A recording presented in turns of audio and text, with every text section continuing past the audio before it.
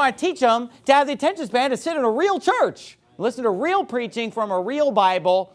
And by the way, get your kids a real Bible that has white pages, black ink, that's a King James Version. And people say, oh, the language is too hard. Little kids can learn any language. You could stick your kid in China, they'll be speaking Chinese.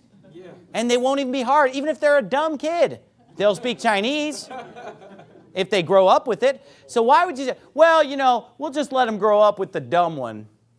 And by the way, the ESV and the NIV are for dumb people. And here's what's so funny. It's all these scholars.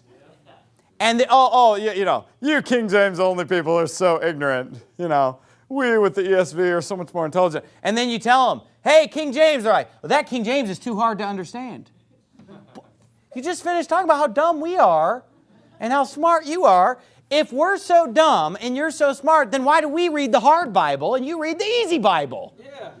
That doesn't make any sense.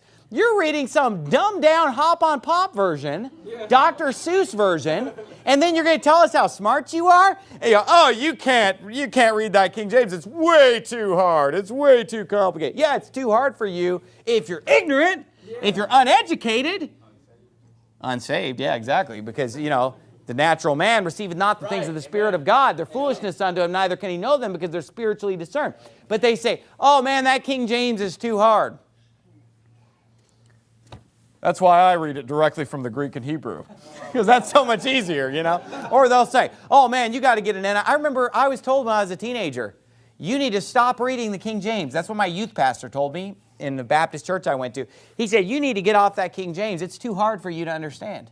And I'm like, are you calling me stupid here? You know, what do you mean it's too hard for me to understand? I understand it. Why did I understand it? Because I grew up with it. And here's the thing. Even people who didn't grow up with it, it's not that complicated. Yeah. You know what the big hard thing about the King James is? Let's just say it. It's the these and the thous. Well, look, you can't learn two words.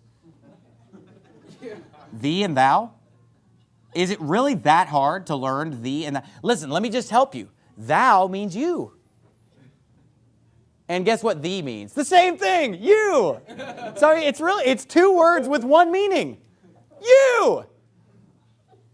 So, you know, oh man, I just can't handle the these and the thous. Well, you know, can I help you into your straitjacket?